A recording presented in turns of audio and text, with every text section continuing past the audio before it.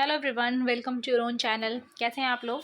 और I hope कि SBI का एडमिट कार्ड एसबीआई का कलर का जो रिज़ल्ट है वो रीओपन हो रहा होगा। मतलब क्योंकि टाइमिंग से तो खुल रही थी, जब नई नई मतलब तुरंत तुरंत जब रिज़ल्ट आया था उस time with in a minute कुछ मिनट तक खुला था। बहुत लोगों ने देखा भी, बट फिर पता नहीं एज यूजुअल क्या हुआ।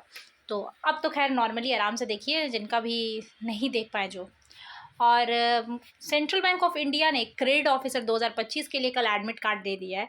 आई होप सबको पता हो। ठीक है, होप इसलिए बोला कि बहुत लोगों को पता भी नहीं चला होगा सीबीआई का एडमिट कार्ड भी आ गया। वो एक्चुअली एसबीआई के पहले ही आया था, बट जिन्हें पता नहीं था वो उन्होंने एसबीआई में ही अपना दिमाग सारा लगा दिया कि भाई कैसे रिज़ल्ट को ओपन करें, कैसे अपने मार्कशीट को हम देखें कि कितने मार्क्स से हुआ है नहीं हुआ है।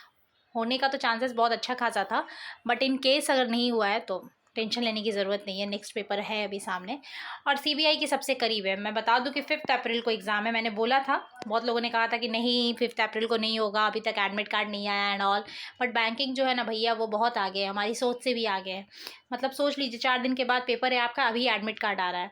तो एक ने पूछा था ना कि मैं अपने ट्रेन के टिकट्स कराऊँ कि नहीं कराऊँ, तो आपके पास भी समय नहीं है, फटाफट करा ही लीजिए जाके। रही बात एग्ज़ाम, यू नो किस लेवल का है, शिफ्ट कितना है, प्रीवियस पेपर क्या है, बहुत सारी चीज़ें हैं जो चल रही हैं माइंड में। तो सबसे पहले मैं आपको बता दूं कि इसका जो शिफ्ट है, यस इसका शिफ्ट 1 नहीं 2 नहीं बल्कि 3 शिफ्ट में ये पेपर ले रहा है। यस 3 शिफ्ट में पेपर, मतलब बड़ी चीज़ है यार, क्योंकि एक तरीके का ये मेंस है। ऐसा नहीं कि आपको रीजनिंग इंग्लिश मैथ्स से सामना करना है बस हो गया आपका स्पीड मैथ्स काम नहीं, इसमें जीए भी है, मैं बता दूं डिस्क्रिप्टिव भी है। अगर बैंक ऑफ इंडिया से कंपेयर किया जाए, जो 2023 में क्रेडिट ऑफिसर की पोस्ट आई थी, अगर उससे कंपेयर किया जाए तो उसमें सिर्फ 2 शिफ्ट हैं।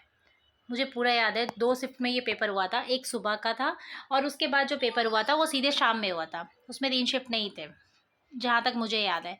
इसमें क्या है, इसकी टाइमिंग अभी तक मुझे पता था क्या कि चलो सुबह है दोपहर नहीं, इसकी शिफ्ट एक 7:30 में है, एक 11:30 में है और एक 3:30 में है। मतलब 3 शिफ्ट में पेपर ले रहे हैं, तो सोच लीजिए भर भर के नॉर्मलाइजेशन होगा।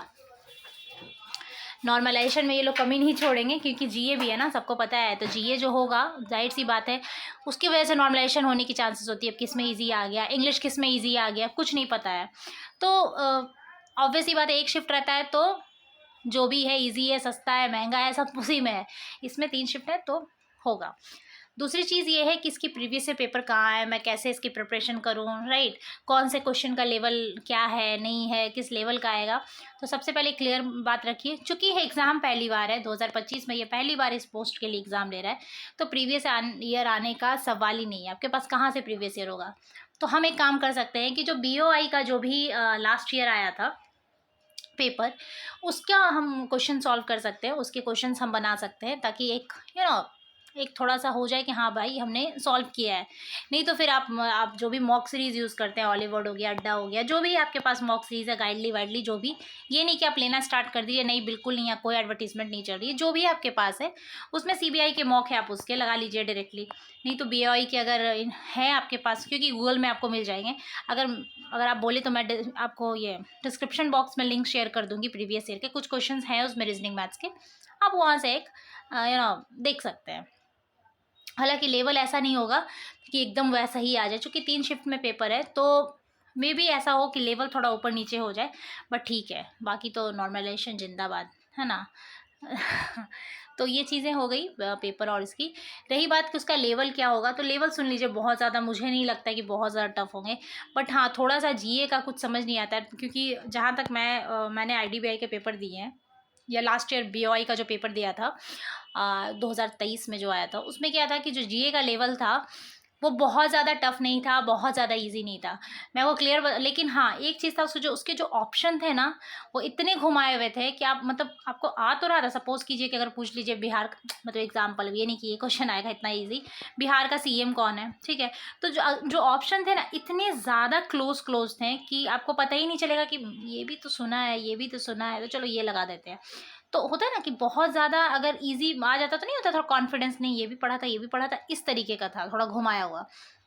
बट अच्छी चीज़ उसमें क्या थी कि आपको ना मतलब सेक्शनल कट ऑफ नहीं थे उसमें। 35% अगर आपका आ गया ना पेपर मिनिमम, तो आपका पेपर चेक होगा।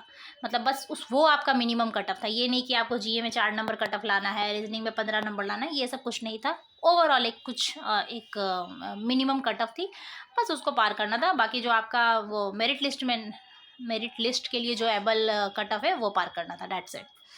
तो आई होप क्लियर होगा कि प्रीवियस ईयर पेपर नहीं है, शिफ्ट किया है 3 शिफ्ट में। तो बस लगे रहिए, और अब तो टाइम भी नहीं है, 2-4 दिन हाथ में है, उसके बाद तो फिर पेपर ही शुरू है ना। तब तक के लिए stay tuned, thank you so much.